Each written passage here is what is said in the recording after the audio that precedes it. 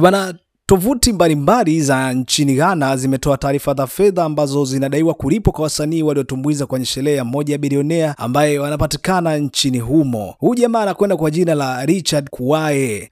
Birthday yake ama hiyo sherehe ya kumbukizi yake ya siku ya kuzaliwa ilikuwa imefanyika tarehe 21, ndio rasmi ilikuwa imeanza na maandalizi, na nguli wa muziki wa Bongo Flava akaweza kuhudhuria kule Accra, Ghana. Hakuwa yeye tu bali mastaa mbalimbali barani Afrika walikuwa wamehudhuria nchini Ghana kwa ajili ya sherehe hii bwana. Mmoja ya mtu ambaye alikuwa amehudhuria alikuwa ni mkali wa Afrobeats kutokea kule nchini Nigeria, anakwenda kwa jina la Davido. Sasa changamoto kubwa au story kubwa ambayo imeibuka katika mitandao ya kijamii mpaka sasa ni nani ambaye amepokea malipo makubwa ama mshahara mkubwa, kwa sababu wote walikuwa wametumbuiza. Kulikuwa na kina Sako D, Davido, Stonebwoy, King Promise, Kidi na wengine wengi kabisa. Vyombo vya ndani kabisa kwa taarifa ambazo zimetoka mpaka sasa ni kwamba Diamond Platnumz ndo mtu ambaye amepokea pesa nyingi kuliko wote ambao walikuwa wamealikwa siku ile. Mimi nataka nikuletee list ya top 5 ya watu ambao au pesa ambazo wamepokea wasanii ama watumbuizaji ambao walikuwa wamehudhuria huko Accra nchini Ghana kwa ajili ya tukio kubwa la huyu jamaa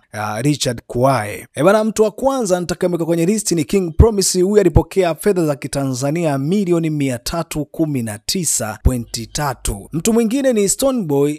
Huyu alipokea kiasi cha pesa milioni 532.2. Mwingine ni Sako D. Sako D alipokea kiasi pia cha milioni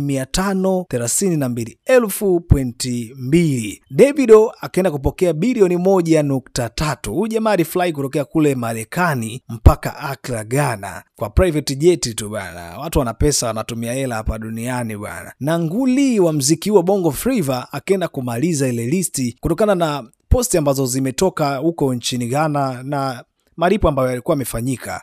Diamond Platnumz amechukua kiasi cha pesa cha bilioni 1.5. Yaani mtoto wa Tandale bwana, kutoka Tandale mpaka Ghana ameenda kuzizoa hizi pesa. Mimi sijui, kwa sababu vyanzo vya kuaminika vya nchini Ghana ndio ambavyo vimetoa taarifa hizi. Endelea kuwa karibu na peji yetu kwa sababu ndio sehemu sahihi ya wewe kupata updates kama hizi bwana. Diamond ametuwakilisha vyema, performance ilikuwa bora na pesa pia zimerudi nyumbani.